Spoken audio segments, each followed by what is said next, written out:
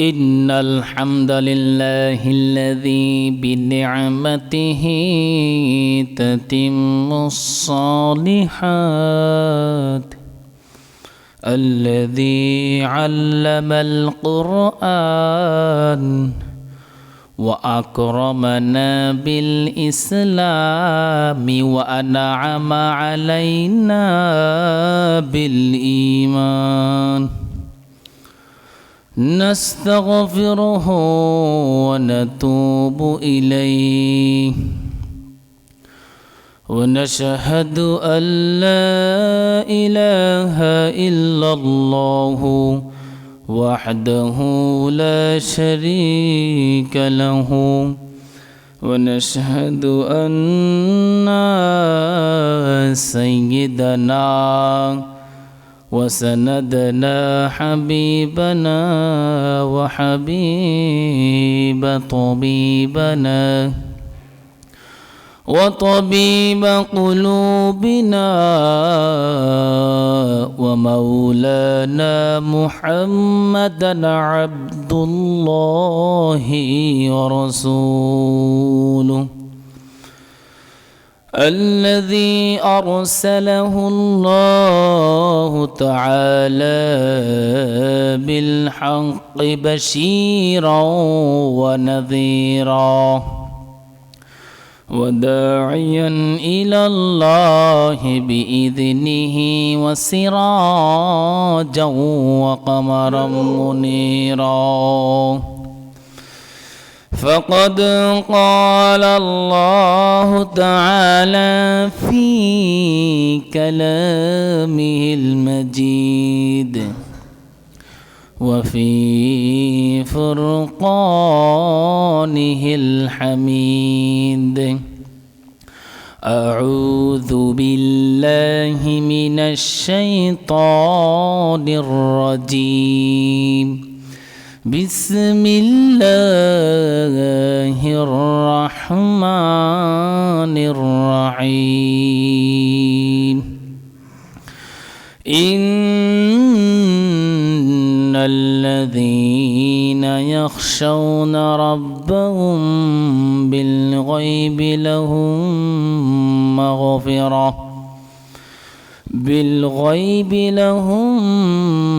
مغفرة وأجر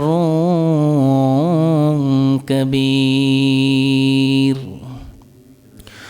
صدق الله العظيم وقال النبي صلى الله عليه وسلم ألا أدلكم على ما يمحو الله به الخطايا فيرفع الله به الدرجات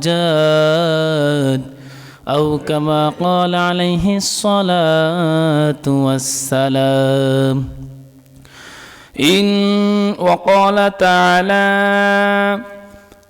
وقال تعالى في شان حبيبه إن الله وملائكته يصلون على النبي يا أيها الذين آمنوا صلوا عليه وسلموا تسليما আমরা কেউ চুপ থাকবো না আমার সঙ্গে সবাই মহব্বতের সাথে পড়েন আল্লাহুম্মা সাল্লি আলা মুহাম্মাদ ওয়া আলা আলি মুহাম্মাদ কামা সাল্লাইতা আলা ইব্রাহিম ওয়া আলা আলি ইব্রাহিম ইন্নাকা হামিদুম মাজিদ اللهم بارك على محمد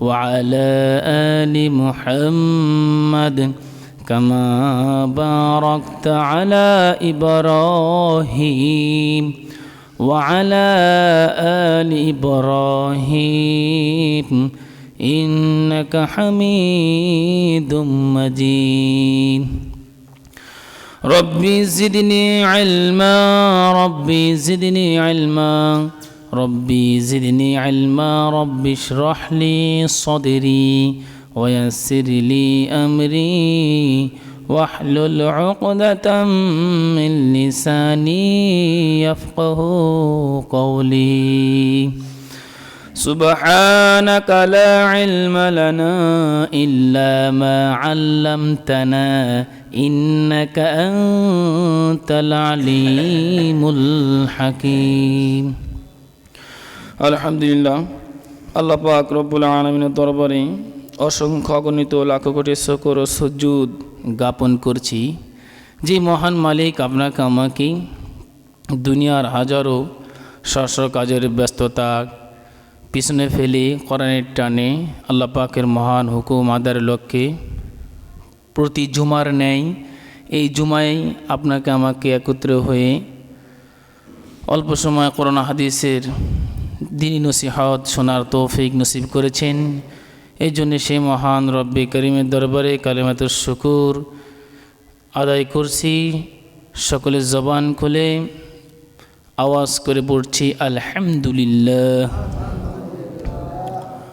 মোহতারাম হাজরিন, আমি আপনাদের সামনে যে কোরআন কারীমের আয়াত তেলাওয়াত করেছি এবং যে হাদিস পেশ করেছি, অল্প সময় এই কথাগুলো আমলের নিয়তে দিলের কানে শোনার তৌফিক দান করুক উভয়কেই বলি আমিন। তীব্র ঠান্ডা পড়ছে আমাদের মাঝে, শীত চলতেছে, শীতের মৌসুম। আমরা অটোমেটিক সম্মানিত মাসের মধ্যে একটা মাস আমরা উপনীত হয়েছি, প্রবেশ করেছি রজব মাস। তো আজ রজবের 8 তারিখ, ইংরেজির 10 তারিখ। তো রজব মাসে আমরা কিছু আমলের কথা শুনব এবং অন্যান্য মাসে যেরকম গুনাহের কাজ অল টাইম যেরকম হারাম, বিশেষ কিছু মাসেও সবচেয়ে বেশি এইগুলার থেকে বিরত থাকা আমার আপনার করণীয়। এই মাসে আল্লাহ পাকের পয়গম্বর দোয়া শিখিয়েছেন। সময় খুবই কম, আজকের কালেকশন হবে, কিছু কথা হবে মাদ্রাসার মাহফিল সামনে। আপনারা সকলে একত্র হয়ে এই মাহফিলকে সফল কাম করার চেষ্টা করবেন। আল্লাহ পাক এই মাহফিলকে সফল হওয়ার তৌফিক দান করুক বলি আমিন। এই মাসে আমার আপনার নবীজি হাদিস বর্ণনা করেছেন, নবীজি দোয়া আপনাকে আমাকে শিখিয়েছেন। এই রজব মাস আসলে আমার আপনার দোয়াটা হবে এরকম: আল্লাহুম্মা বারিক লানা ফি রজব ওয়া শাবান ওয়া বাল্লিগনা রমাদান। আমরা মেহেরবানি করে কষ্ট করে সকলে জবান খুলে একবার পড়ি। নবীজি যেই শেখানো যেই দোয়া বাতলায় দিয়ে গেছেন, আমাদেরকে পড়তে বলেছেন, আমরা সবাই পড়ি। আল্লাহুম্মা বারিক লানা ফি রজব ওয়া শাবান ওয়া বাল্লিগনা রমাদান। যে হে আল্লাহ, আপনি আমাদেরকে রজব এবং শাবান মাসে পরিপূর্ণ বরকত দান করুন, রহমত বর্ষণ করুন, বারাকা নসিব করুন। ফি রজব ওয়া শাবান ওয়া বাল্লিগনা রমাদান, এবং রমাদান পর্যন্ত আমাদের হায়াতকে আপনি দীর্ঘস্থায়ী করে দেন, পড়েন আমিন। এবং রমজান পর্যন্ত আমাদেরকে পৌঁছায় দেন। মোহতারাম হাজিরিন, নবীজি কত সুন্দর দোয়া শিখিয়ে দিয়ে গেছেন। মোহতারাম হাজিরিন, আমরা যারা এখানে বসে আছি, আমাদের মাঝে কি সবাই বিশেষ মানুষ? একটা দলের, একটা গোত্রের ভিতরে যেরকম বিশেষ কিছু লোক থাকে, ঠিক তদ্রূপভাবে যেরকম সেক্রেটারি থাকে না, ক্যাশিয়ার, সভাপতি, সবাই তো আর ক্যাশিয়াররা, সবাই তো আর সভাপতিরা। মোহতারাম হাজিরিন, ঠিক এই 12টা মাসের মধ্যেও কিছু কিছু মাস আছে, বিশেষ কিছু মাস, তার মধ্যেই সম্মানিত রজব, শাবান, জিলকদ, জিলহজ, এই 4টা মাস। আর রমজান মাস তো সবচাইতে আমলের পাওয়ারের মাস, মুমিন বান্দার সবচেয়ে নেক আমলের পুঞ্জির মাস। কথাক্ষণ ঠিক কিনা? এই শীতের মাসে আমার আপনার আমলটা একটু বাড়ায় দেওয়া দরকার। যদি আমার আপনার আমল এমন একটা আমল, আল্লাহর পয়গম্বর দুনিয়ার জমিনে যত উম্মতি মুহাম্মাদি শেষ পয়গম্বরের উম্মতের দেরকে শোনাই দিতেছেন নবীজি, ও উম্মতেরা তোমরা শুনে রাখো, এমন কোন আমল যে আমল করার জন্য করতে গেলে কষ্ট হয়। আওয়াজ করে বলেন, করতে গেলে কি হয়? কষ্ট হয়। গভীর মধ্যে শুনবেন, উজু করতে গেলে ফজরের সময় কষ্ট হয় কি হয় না?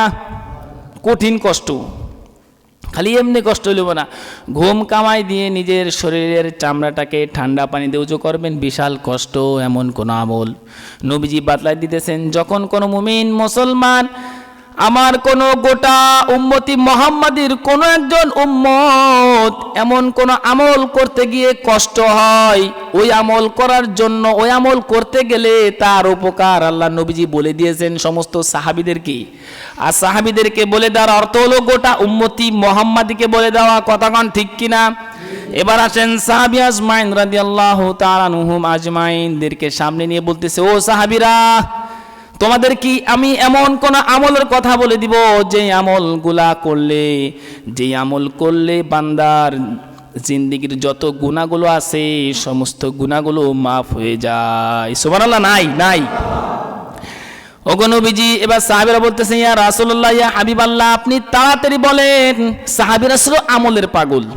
সাহাবীরা কিসের পাগল ছিল বলেন তো? আমলের পাগল। আর আমরা হলো ঘুমের পাগল, আমরা হলো খেলার পাগল, আমরা হলো ফেসবুকের পাগল, আমরা হলো ইউটিউবের পাগল, আমরা দুনিয়ার জমিনের গাড়ির পাগল, নারীর পাগল, ক্ষেত খামারের পাগল। আর সাহাবীরা ছিল হলো আমলের পাগল। এবার সাহাবীরা যেই শুধু খালি নবীর জবান থেকে শুনলো যে এমন কোন আমল যে আমলের কারণে বান্দার গুনাহ মাফ হয়ে যাবে, শুধু মাফই হবে না, সাথে আরো কি হবে জানেন? মাফ হওয়ার পরে এবার আল্লাহ নবী সমস্ত সাহাবীদেরকে উদ্দেশ্য করে বলতেছেন, وقال النبي صلى الله عليه وسلم على أدلكم على ما يمحو الله به الخطايا فيرفعه الله به الدرجات। সুবহানাল্লাহ পড়েন। নবীজি বলতেছেন, এমন কোন আমল তোমাদেরকে বলে দিব কি?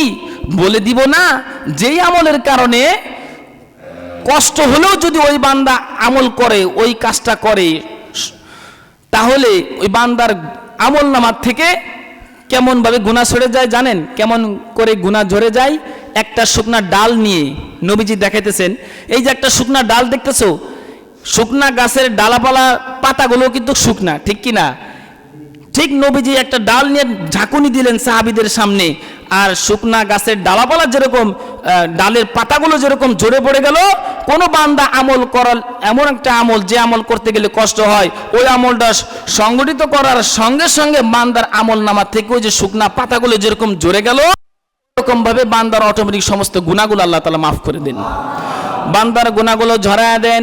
শুধু বান্দার গুনাহগুলো শুধু ঝরায় দেন না, আরো আমল আছে, আরেকটা বেনিফিট, আরেকটা জাযা আছে। সেটা কি জানেন? সেটা নবীজি বললেন, ফারফাউল্লাহু বিদ-দারাজাত, ওই বান্দার মর্যাদা আল্লাহ তাআলার কাছে বুলন্দ করে দেন। আল্লাহ তাআলা বুলন্দ করে দেন বান্দার মর্যাদাকে। আল্লাহ তাআলা কি করেন? বৃদ্ধি করে দেন। জবান খুলে বলেন, কি করেন? বৃদ্ধি করে দেন।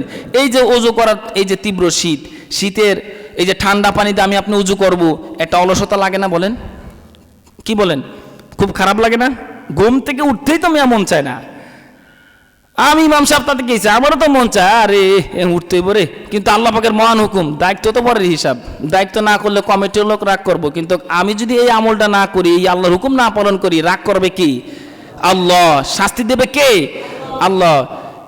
তো মোহতারাম হাজিরিন, এমন আমল যে আমল করলে আপনার কষ্ট হয়, ওই আমল যদি আমি আপনি করি, তাহলে আমার আপনার আমল নামা থেকে অটোমেটিক গুনাহগুলো ঝরে যায়, গুনাহগুলো মাফ হয়ে যায়, আল্লাহ পাকের কাছে মর্যাদা বুলন্দ হয়ে যায়। মোহতারাম হাজিরিন, এই যে আপনাদের ঘরে ঘরে মাঝে মধ্যে ডাক দিই, এই যে আজানটা দিয়েই যে আপনাদের দরবারে যাই, ঘরের দ্বারে দ্বারে যে ডাকটা দিই, কোন কারণে? আমি ইমাম সাহেব আল্লাহর কাছে জবাব দিতে হবে, এই ভয়ে, এই চিন্তায় যাই, অন্য কোনো চিন্তায় যায় না যে আমার প্রমোশন বাড়বো, আমার সবাই ইমাম সাহেব, আমাকে ইমাম সাহেব ঠিক আছে রে, এর লিগা যায় না। এই জন্য আমি যাই না, একমাত্র আল্লাহকে খুশি করার জন্য যাই। মোহতারাম হাজিরিন, বিরক্তি নেবেন না, ডাক দেওয়ার পরও আসেন না, আসার চেষ্টা করবেন, সবাইকে আসার তৌফিক দান, বলি সবাই আমিন। মোহতারাম হাজিরিন, যে কথাগুলো এই মুহূর্তে শুনলাম, আপনাকে আমাকে এই তীব্র শীত অপেক্ষা করে যে আমলগুলো করলে কষ্ট হয়, ফজরের নামাজ, জোহরের নামাজ, ইশার, আসর, মাগরিব, এশা, প্রত্যেকটা নামাজের উজু করে 5 ওয়াক্ত নামাজ আদায় করার তৌফিক দান করুক শীতের মধ্যে, সবাই বলে আমিন। এই আমলের কারণে আল্লাহ তাআলা আমার আপনার গুনাহগুলো মাফ করে দিবেন, সাথে সাথে আল্লাহর কাছে মর্যাদাও বৃদ্ধি পাবে।